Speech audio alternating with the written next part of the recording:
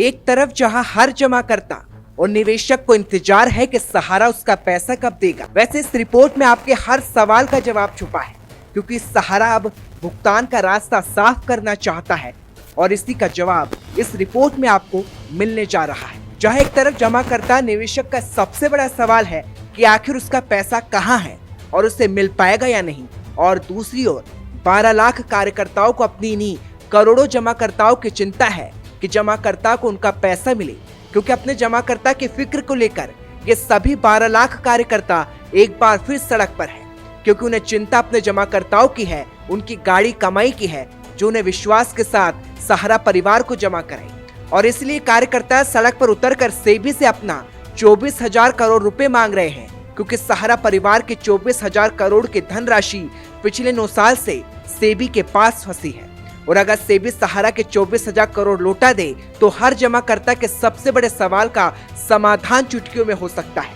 और ये सहारा के 12 लाख कार्यकर्ता ज्ञापन देकर सहारा से भी विवाद सुलझाने की अपील कर रहे हैं, क्योंकि जिस सेबी ने सहारा इंडिया परिवार पर सवाल उठाया वही सेबी अब सामने नहीं आ रहा, क्योंकि सहारा परिवार खुलकर बोल रहा है कि ऐसे निवेशकों की संख्या बेहद कम थी जिन्हें धनराशि का भुगतान करना था, क्योंकि जिस 24,000 करोड़ की धनराशि को सहारा परिवार ने सेबी को जमा कराई ताकि हर जमाकर्ता को उसका पैसा मिल सके, सेबी ने देश भर में पिछले 9 सालों में 154 अखबारों में काफी बार विज्ञापन देने के बाद 2012 में अब तक केवल 125 करोड़ का ही भुगतान किया।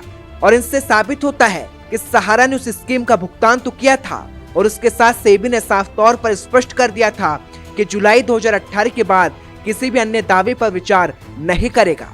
इसका सीधा मतलब कि सेबी के पास अब कोई दावेदार नहीं बचा। ऐसा इसलिए क्योंकि सहारा परिवार ने अपने जमाकर्ता निवेशकों को पहले ही उनका पैसा लौटा दिया था, क्योंकि सहारा ने 2012 में ये बता दिया था कि उसके 95% OFCD निवेशकों को पहले ही भुगतान किया जा चुका है। और इसका सबूत यह है कि सहारा ने सुप्रीम कोर्ट के आदेश पर 31 अगस्त 2012 को सेबी को 127 ट्रकों में भरकर सारे प्रमाण उपलब्ध कराए थे। लेकिन अफसोस ये कि सेबी ने अब तक सत्यापन नहीं किया। सेबी सत्यापन में टालमटोल कर रहा है। ऐसा क्यों है?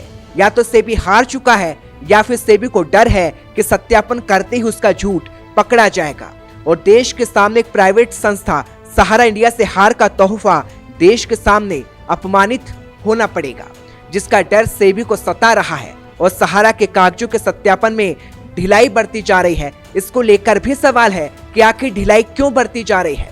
आपको बता दे, एक रिपोर्ट के मुताबिक सहारा का कहना है कि सेबी ने 2012 में एक पत्र में ये भी साफ कहा था कि सहारा का कार्य मेरे अधीनस्थ नहीं आता।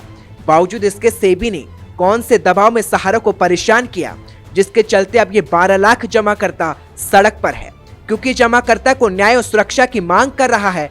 ये तस्वीरें राजस्थान के सीकर के फतेहपुर की है। वैसे तो सहारा परिवार के इन कार्यकर्ताओं ने देश भर में ज्ञापन दिया है और फतेहपुर में भी सहारा इंडिया के इन सभी कार्यकर्ताओं ने फतेहपुर उपखंड कार्यालय के उपखंड अधिकारी सुप्रिया कालेर और पुलिस उप अधीक्षक फतेहपुर राजेश विद्यार्थी को ज्ञापन सौंपा और मांग उठाई कि सहारा के कार्यकर्ताओं और जमाकर्ताओं की समस्या हल हो और जमाकर्ता को न्याय मिले, राहत मिल सके, क्योंकि सहारा को परेशान किया जा रहा है। आज सहारा से भी विवाद को लेकर जो भी समस्याएं शहर में उत्पन्न हैं, पूरे देश में उत्पन्न है, इसका जल्द से जल्द निदान हो, उसके लिए उपखंड अधिकारी महोदया और डिप्टी पुलिस अधीक्षक महोदय से मिलकर हमने कार्यकर्ताओं ने सब ने सेक्टर कार्यालय फतेहपुर ब्रांच और बावड़ी गेट फ्रेंचाइजी कार्यालय के जितने भी कार्यकर्ता थे, सब ने मिलकर हमने अपनी बातों को इस तरीके से रखा है कि सरकार को अवगत करवाकर, केंद्र सरकार को, राज्य सरकार को अवगत कराकर जनता के हित में जल्दी से जल्दी इसका निर्णय हो और आप लोगों का सहयोग हमें मिले। इस प्रकार की बातें रखते हुए हमने आज इस बात को रखा है। हाथ में ज्ञापन लिए ये सभी सहारा कंपनी के वो मजबूत घटक है, ये वो कर्मचारी है जिन्हें अपने सहारा श्री सुब्रत रॉय पर पूरा विश्वास है। और एक बार फिर इन सभी के सब्र का बांध टूट गया और देश भर में मौजूद सहारा इंडिया परिवार के 12 लाख कार्यकर्ता और वर्कर्स सड़क पर निकल आए और सेबी को बोल रहे हैं, या तो हमारा सत्यापन करो और गलती है तो सजा दो, या फिर हमारा 24,000 करोड़ वापस करो। लंबे समय से चल रहे सहारा से भी विवाद को सुलझाने हेतु आज सेक्टर कार्यालय फतेहपुर एवं फ्रेंचाइजी कार्यालय बावड़ी गेट के समस्त कार्यकर्ता साथियों द्वारा माननीय उपखंड अधिकारी महोदया, माननीय पुलिस उप अधीक्षक महोदय को सहारा सेवी विवाद के संदर्भ में ज्ञापन दिया गया। हम साथ ही सहारा सेवी विवाद के बारे में विस्तृत जानकारी दी गई। हम उनसे निवेदन किया गया कि आप इस विवाद को सुलझाने में हम लोगों की मदद करें एवं इस बात को सहारा सेवी विवाद के संदर्भ में आप पूरी जानकारी माननीय सरकार तक पहुंचाने की कृपा करें। माननीय अधिकारियों ने अच्छा रिस्पॉन्स दिया, हम लोगों का साथ देने का वादा भी किया। सहारा इंडिया परिवार ये नाम किसी से छुपा नहीं है। 1978 से शुरू हुई कंपनी पिछले 44 सालों से अधिक समय तक अब तक 45 से ज्यादा ब्रांचों के जरिए पैरा बैंकिंग क्षेत्र में काम कर रही है। और न सिर्फ सहारा इंडिया ने छोटी छोटी बचत योजना से गरीब किसान मजदूरों देश के करोड़ों निवेशकों को लाभ देने की कोशिश की, बल्कि सहारा इंडिया परिवार से जुड़कर आज 12 लाख से ज्यादा कार्यकर्ता अपनी जीविका चला रहे हैं। और ये सभी कार्यकर्ता आज भी डटे हैं क्योंकि इन्हें अपनी कंपनी और अपने सहारा श्री पर पूरा विश्वास है। सीकर के इन तमाम कार्यकर्ताओं ने सीकर सांसद सुबेनानंद सरस्वती को ज्ञापन सौंपा, जहां सहारा कार्यकर्ताओं से लेकर सीकर जिले के साथ रिंगस, लक्ष्मणगढ़, दातारामगढ़, नारोली, लोसल, चला से भी कार्यकर्ताओं और स्टाफ मौजूद रहा। सांसद ने विश्वास दिया कि 15 मार्च के बाद संसद में मुद्दा जरूर उठाएंगे। आज हम लोग माननीय सांसद महोदय को सहारा सेवी विवाद को निपटाने के लिए ज्ञापन दिया है और उनसे निवेदन किया है कि जल्द से जल्द इस मामले को जो है वो निपटाएं, ताकि हमारे परिक्षेत्र में जो सामान्य जमाकर्ताओं का भुगतान अटका हुआ है भुगतान समय से हो पाए, कार्यकर्ताओं का जीवन जो है वो अच्छे से चल पाए, उनका रोजगार जो है वापस से दोबारा से जो है वो चले और हमारी सारी परेशानियाँ सहारा ग्रुप की जो है वो जल्दी से जल्दी दूर हो। इसके लिए हम सांसद महोदय को आज जो है वो ज्ञापन दिए। Thank you. सहारा परिवार आज देश में दूसरा सबसे बड़ा रोजगार देने वाली संस्था बन गई है। सहारा परिवार ने समय समय पर सामाजिक कार्य के साथ शहीद परिवारों को गोद लिया और आर्थिक मदद पहुंचाई। वैसे आज भी सहारा परिवार चट्टान की भांति खड़ा है, क्योंकि ताजा आंकड़े बताते हैं कि सहारा इंडिया के पास निवेशकों का पैसा बिल्कुल सुरक्षित है, क्योंकि कंपनी की कुल संपत्ति 2,89,253 करोड़ रुपए है। और अगर निवेशकों की देनदारी की बात करें तो सहारा इंडिया 1978 से लेकर 31 मार्च 2021 तक कुल 18.35 करोड़ निवेशकों को कुल 2,79,686 करोड़ रुपए का भुगतान कर चुकी है। ये आंकड़े 31 मार्च 2021 के हैं, जो सच बताने के लिए काफी है। सहारा की परिसंपत्ति देनदारी की तुलना में 3 गुना ज्यादा है, जो सहारा इंडिया की मजबूती को दर्शाता है। मगर सेबी में 24,000 करोड़ फंसा होने से सहारा परेशान है। सहारा इंडिया परिवार पिछले 44 वर्षों के अधिक समय से देश भर में फैली लगभग 4,500 से अधिक शाखाओं के माध्यम से बचत क्षेत्र में कार्यरत है। न केवल बचत क्षेत्र में अपितु देश सेवा में भी सहारा इंडिया परिवार ने हमेशा अपनी अग्रणी भूमिका का निभाई है। विगत 9 वर्ष पूर्व हुए सहारा सेवी विवाद की वजह से माननीय सर्वोच्च न्यायालय के आदेशानुसार संस्था द्वारा लगभग 24,000 करोड़ ब्याज की धनराशि सहारा सेवी खाते में जमा कराई गई थी।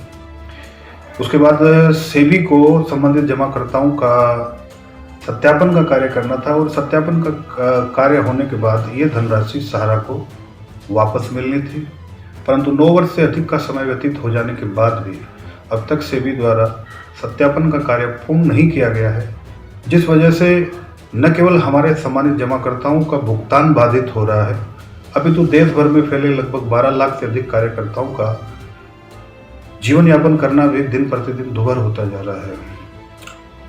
इन समस्याओं को हमारे द्वारा देश भर में फैले कार्यकर्ताओं द्वारा हमारे सम्मानित जनप्रतिनिधियों और प्रशासनिक अधिकारियों के माध्यम से हमारी बात को केंद्र सरकार तक पहुंचाने के उद्देश्य से ज्ञापन दिया जा रहा है। और इसी क्रम में आज फतेहपुर क्षेत्र के समस्त कार्यकर्ताओं द्वारा उपखंड अधिकारी माननीय सुप्रिया कालेर जी और डिप्टी पुलिस अधीक्षक माननीय राजेश जी विद्यार्थी को एक ज्ञापन देकर के हमारी समस्याओं से अवगत करवाया गया और उनसे निवेदन किया गया कि कृपया हमारी समस्याओं को संज्ञान में लेते हुए इस मामले को आप आगे प्रेषित करें। वैसे सहारा इंडिया के कार्यकर्ता न्याय क्यों मांग रहे हैं और क्यों इन कार्यकर्ताओं ने ज्ञापन सौंपा और क्या लिखा ज्ञापन में, ये भी हम आपको बताते हैं। क्योंकि सुप्रीम कोर्ट ने सहारा सेबी विवाद में जांच के आदेश दिए और एक फरमान भी दिया था कि संबंधित स्कीमों में जमा धन सेबी सहारा के ज्वाइंट अकाउंट खोलकर तब तक जमा करवाए जब तक इस मामले की जांच न हो। सहारा इंडिया ने सुप्रीम कोर्ट के फैसले के तहत करीब 24 करोड़ की राशि सेबी सहारा ज्वाइंट खाते में जमा करा दी और करीब 127 ट्रक कागजों के जांच करवाने के लिए सेबी को सौंपे गए।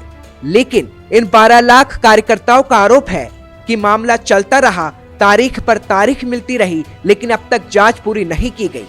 2012 से चला मामला 2022 में भी नहीं सुलझा है और सेबी ने अब तक सत्यापन तक नहीं किया, जिसको लेकर ये कार्यकर्ताओं ने सेबी के खिलाफ हल्ला बोल दिया है और इसीलिए इन कार्यकर्ताओं को सड़क पर निकलना पड़ा। वैसे सहारा इंडिया के 4500 कार्यालय देश भर में आज भी खुले हैं और अपना काम कर रहे हैं। अन्य स्कीमों में कार्य सहारा इंडिया इसलिए कर रहा है क्योंकि सरकार की अनुमति आज भी सहारा को काम करने की है, जिसके तहत सहारा के ऑफिस खुले हैं और अन्य स्कीमों में सहारा काम कर रहा है।